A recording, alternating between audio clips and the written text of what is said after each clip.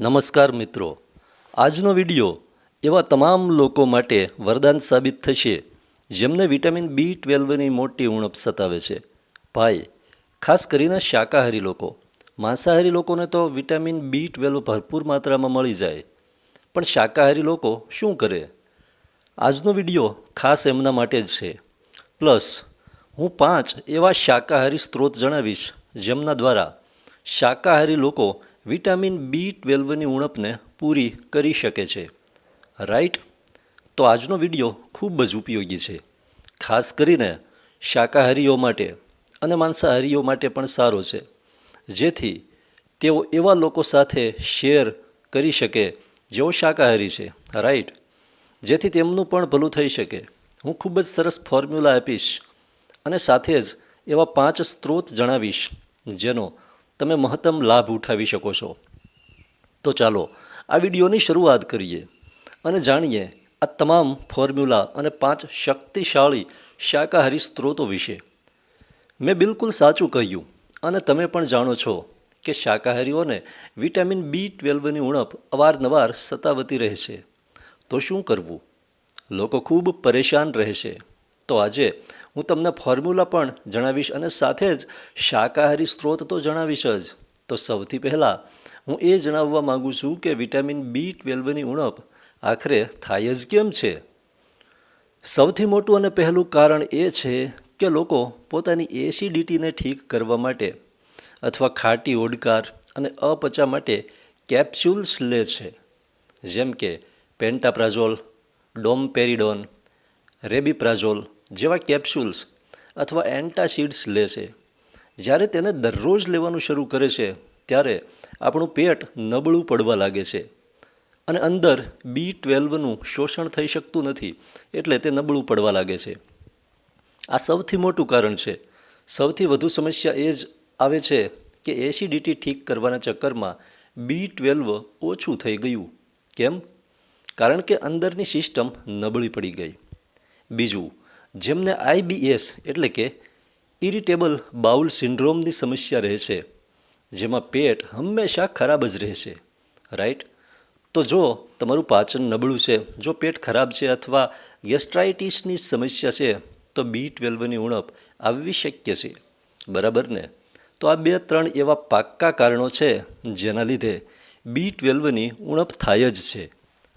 સાથે જ ઘણા લોકોને લક્ષણો પણ દેખાય છે, જેમ કે પગમાં ઝણઝણાટી આવવી, મગજમાં ભારેપણું લાગવું, એવું લાગવું કે બ્લડ સર્ક્યુલેશન બરાબર નથી અને એક પ્રકારનો થાક રહેવો, થોડું ચાલવા પર પણ શ્વાસ ચડી જવા. તો આ 3-4 લક્ષણો જો તમને આવી રહ્યા હોય તો B12ની ઉણપ હોઈ શકે છે. અને જો તમારું B12 ઠીક આવી રહ્યું છે તો આ ફોર્મ્યુલા ખૂબ સરસ કામ કરશે. અને જો તે 200થી નીચે રહ્યું છે તો તમે ડેફિશિયન્ટ છો, અને જો 300થી 900ની વચ્ચે છે તો ચિંતા કરવાની કોઈ જરૂર જ નથી. તો આ ફોર્મ્યુલા જે હું તમને જણાવવા જઈ રહ્યો છું, જો તમે તેની સાથે વાપરશો તો ચોક્કસ કામ કરશે. ફોર્મ્યુલા માટે તમારે શું કરવું જોઈએ? નંબર 1, શેકેલા ચણા. શેકેલા ચણામાં ધ્યાન રાખજો કે તમારે ફોતરાવાળા ચણા લાવવાના છે. એક ફોતરા વગરના આવે છે, પણ તમારે ફોતરાવાળા લાવવાના છે. સાફ સુથરા ચણા લાવજો. નંબર 2, મુનક્કા એટલે કે દ્રાક્ષ. મુનક્કા જોઈએ. નંબર 3, હોમમેડ દહીં એટલે કે ઘરે જમાવેલું દહીં. જો મુશ્કેલ હોય તો બહારનું લઈ શકો, પણ પહેલી પસંદગી હોમમેડ દહીંની. નંબર 4, શેકેલું જીરું અથવા પાવડર હોય તો ખૂબ સારું, નહીં તો આખું જીરું પણ નાખી શકો. આ 4 વસ્તુઓ કમાલ કરી દેશે. તે ગટ ફ્રેન્ડલી છે અને સારા બેક્ટેરિયાને અંદર પેદા કરશે, જેનાથી શોષણ ખૂબ સરસ થશે અને વિટામિન B12 ટકી રહેશે. હવે કેટલું લેવું? પહેલી વસ્તુ, શેકેલા ચણા. એક મોટો ચમચો એટલે કે 1 ટેબલ સ્પૂન ચણા રાત્રે પાણીમાં પલાળી લો. બીજી વસ્તુ, 3 મુનક્કા બીજ કાઢીને પલાળી દો. તેની તાસીર થોડી ગરમ હોય છે, પણ પાણીમાં નાખવાથી ગરમી નહીં કરે. ત્રીજી વસ્તુ, એક નાની વાટકી હોમમેડ દહીં. અને ચોથી વસ્તુ, 1-2 ચપટી શેકેલું જીરું. શું કરવાનું છે? રાત્રે 1 ચમચી ચણા પલાળી દીધા, 3 મુનક્કા પલાળી દીધા. સવારે દહીં લેવાનું છે. દહીં જો ફ્રીઝમાં હોય તો 2 કલાક પહેલાં કાઢી લેવું, જેથી તે નોર્મલ તાપમાન ઉપર આવી જાય. જીરું શેકીને પાવડર કરી લેવો અથવા આખું નાખવું. મેં ચણા એટલે પલાળ્યા છે કારણ કે પલળ્યા પછી તે હળવા થઈ જાય છે. પાચન માટે ખૂબ સારા છે. તે ભારેપણું કે કબજિયાત નહીં કરે. મુનક્કા લોહી વધારે છે, આયર્નનો કુદરતી સ્ત્રોત છે અને પેટ સાફ રાખશે. દહીંમાં સારા પ્રોબાયોટિક્સ હોય છે, જે સારા બેક્ટેરિયાને વધારે છે. જીરું ગેસ, બ્લોટિંગ અને પેટ ફૂલવાની સમસ્યામાં કામ કરશે. આ ત્રણેય વસ્તુઓને દહીંમાં મિક્સ કરી અને સવારે બ્રેકફાસ્ટ પછી લઈ લેવી. જો તમે બ્રેકફાસ્ટમાં ચા, કોફી કે દૂધ લો છો તો દહીં સાથે ઓછામાં ઓછું 1 કલાકનું અંતર રાખજો, કારણ કે દહીં અને દૂધનું કોમ્બિનેશન વિરુદ્ધાહાર છે. દિવસમાં 1 વાર લેવું.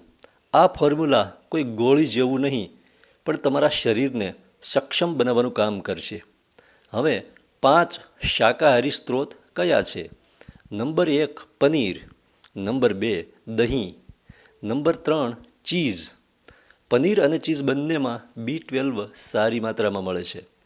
નંબર 4 ફોર્ટિફાઈડ સિરિયલ્સ જેમ કે ઓટ્સ, કોર્નફ્લેક્સ વગેરે. નંબર 5 દૂધ. આ 5 વસ્તુઓને તમારી રૂટિનમાં ચોક્કસ સામેલ કરો. જેઓ શાકાહારી છે તેમણે વચ્ચે વચ્ચે વિટામિન B12 ટેસ્ટ કરાવી લેવો જોઈએ, જેથી જો કોઈ ઉણપ હોય તો તમે આ ફોર્મ્યુલા અને આ સ્ત્રોતોનો ઉપયોગ કરી શકો. આશા રાખું છું કે વિડીયો સારો લાગ્યો હશે. જો સારો લાગે તો શેર કરવાનું ભૂલતા નહીં, જેથી દરેકનું ભલું થઈ શકે. ખૂબ ખૂબ આભાર. God bless you. ખુશ રહો હંમેશા. ધન્યવાદ.